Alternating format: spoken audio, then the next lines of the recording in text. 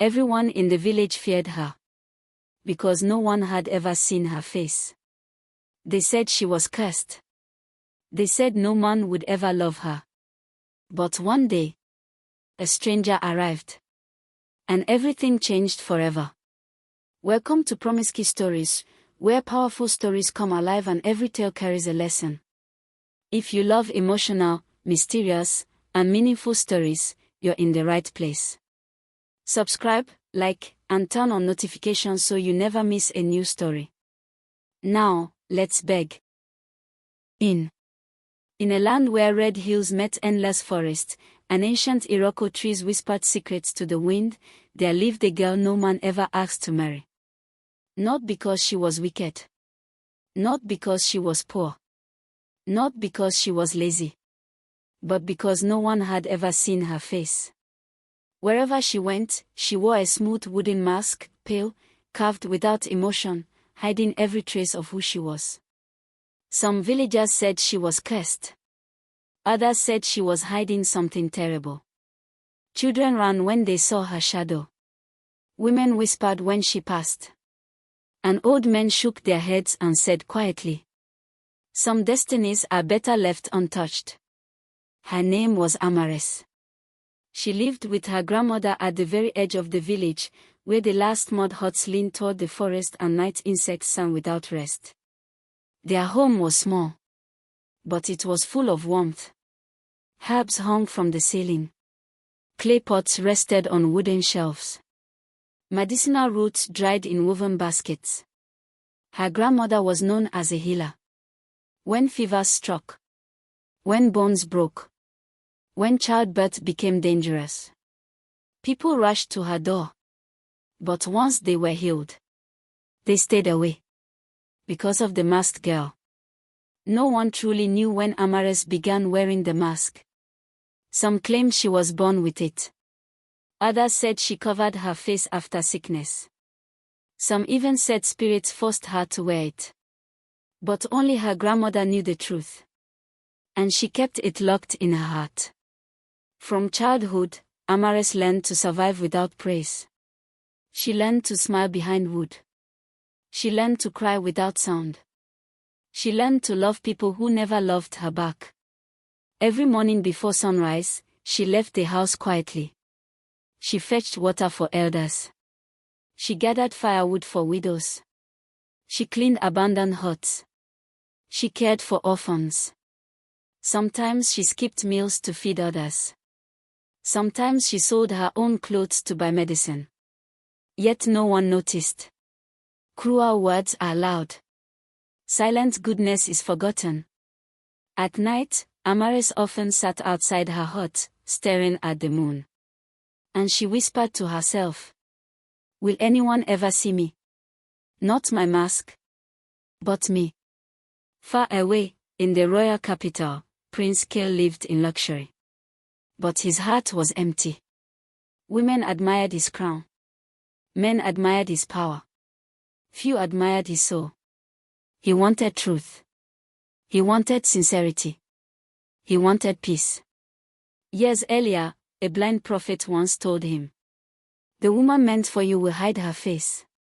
She will be mocked. She will be ignored. But she will carry destiny." Kale never forgot. So he traveled secretly. Learning villages. Watching people. Studying hearts. When the harvest choosing festival was announced, Kale knew it was time. The field overflowed with colors. Beads. Perfume. Gold threads. Young women competed for attention. Beauty became a market. Amares stood aside. Invisible. Ignored. Mocked. Boys threw dust at her. Girls laughed. She kept quiet. Kale noticed her. Not because of her mask, but because of her kindness. He watched her help elders. Give water. Lift burdens. No applause. No pride. Just compassion. Then the challenge came. Each woman received a clay pot. 1 hour. Bring what mattered most. Women rushed. Amares walked slowly. She went to her grandmother's garden, collected soil, picked seeds, returned. When her pot was opened, laughter erupted. But her voice was steady. Without food, there is no future. Silence followed. Kale felt destiny stir. He revealed himself. I choose her. Shock exploded. She's cursed. She hides. This is wrong. Kale raised his hand. Then spoke gently. Remove your mask only if you wish. Her grandmother nodded. With trembling hands, Amares removed it. Her face was beautiful, marked with a silver crest. The elder gasped. Royal blood. Truth unfolded. She was hidden to save her life.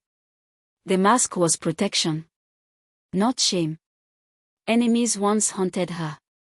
Her grandmother fled, raised her quietly. Kale remembered the prophecy and smiled. Amares spoke softly. The mask did not hide me. It revealed those who judged. The crowd bowed. Later, Kale visited her home. They talked for hours. About dreams, pain, hope, fear. They fell in love slowly. Genuinely. Not because of status, but because of understanding. Yet enemies returned. Old traitors tried to expose her, tried to assassinate her. Kale protected her. Guards fought. Truth prevailed. She stood strong. No longer hiding. No longer afraid. Their wedding was simple, but powerful.